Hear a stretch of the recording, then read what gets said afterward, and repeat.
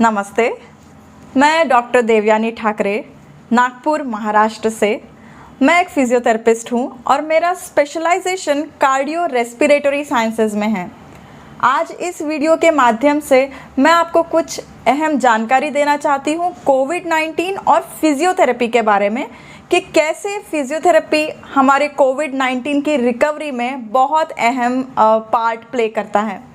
जैसे कि हम जानते हैं कोविड-19 ये जो बीमारी है ये एक तरीके से हमारे लंग्स यानी हमारे फेफड़ों पे डायरेक्ट अटैक करती है, जिसके वजह से सांस फूलना, सैचुरेशन मेंटेन ना कर पाना, काफ़ी थकान होना, इस तरीके की चीज़ें पाई जाती हैं।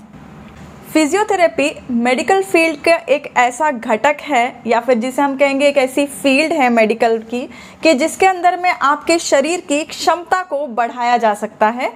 हम ये चीज़ें एक फिजियोथेरेपिस्ट के गाइडेंस के अंदर की जाती है, जिसमें कई सारी की एक्सरसाइजेज और कई सारी टेक्निक्स यूज़ करके आपके लंग्स की, आपके शरीर की क्षमता को बढ़ाया जाता है। जैसे ही पेशेंट एडमिट होता है आईसीयू में, वहाँ से फिजियोथेरेपी शुरू होता है। वहीं से हम लंग्स की प्रिपरेशन करना शुरू करते हैं ताकि पेशेंट का सैचुरेशन, जिसे हम कहते हैं SpO2, वो बढ़ाया जा सके।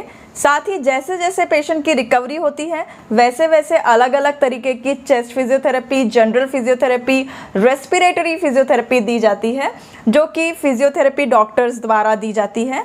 और ये बहुत ज़रूरी होती है क्योंकि पाया गया है, कई सारी रिसर्चेज में ये पाया गया है कि जो पेशेंट्स को आईसीयू से एडमिट होने के दौरान से फिजियोथेरेपी मिलती गई है, उनकी रिकवरी बाद में बहुत अच्छी हुई है।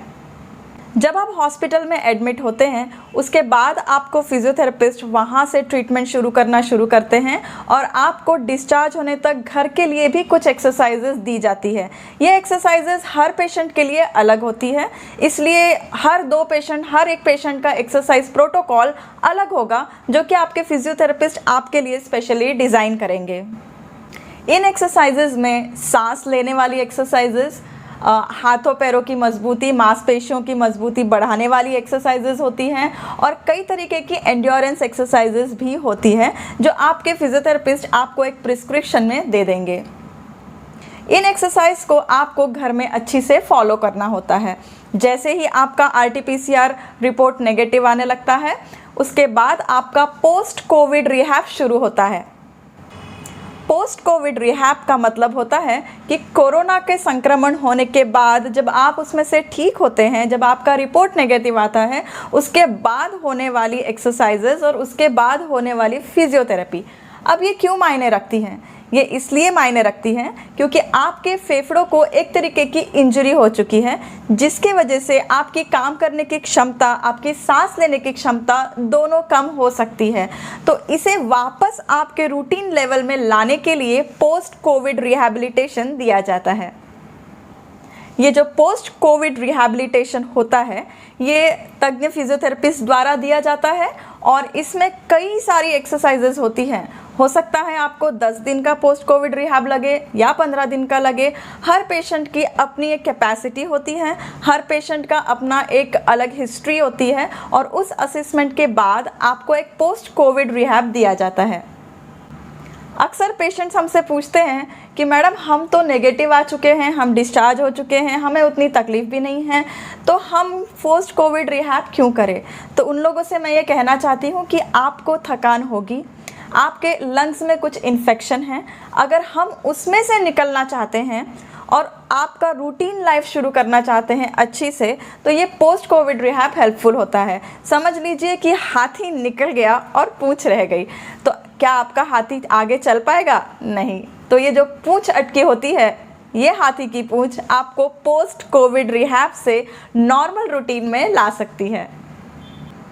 इसके अलावा मैं कहना चाहूँगी कि कई सारे वीडियोस अलग अलग तरीके से अलग अलग जगह पे दिखाए जाते हैं या वायरल होते हैं।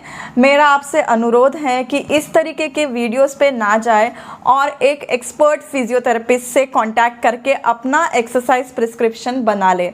माइल्ड केसेस में बहुत ही कम एक्सरसाइजेज लगती हैं, लेकिन मॉडरेट टू सीवियर केसेस में बहुत अच्छी फिजियोथेरेपी लगना आवश्यक है और उसी से बहुत अच्छी रिकवरी होने की बहुत ज़्यादा संभावना है। तो उम्मीद करते हैं कि आपको इस बारे में जानकारी काफ़ी सारी मैं दे पा रही हूँ और मैंने दी है।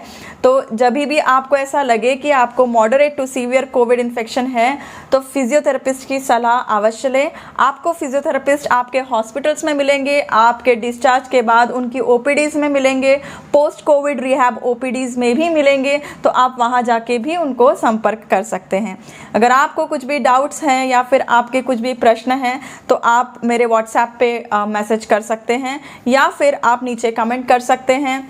ये वीडियो यूट्यूब पे अवेलेबल है, ये वीडियो व्हाट्सएप पे अवेलेबल है। तो आप जहाँ पर भी जाएं इसको फैलाएं ताकि लोगों को बिना मेडिसिन से, केवल एक्सरसाइजेज और बाकी चीज़ों से, जैसे जैसे मेडिसिन कम होगी वैसे वैसे एक्सरसाइजेज बढ़ेगी तो इनके कंबाइन इफ़ेक्ट से बहुत अच्छी रिकवरी होने की संभावना है।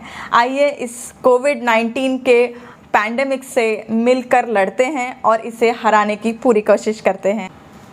धन्यवाद।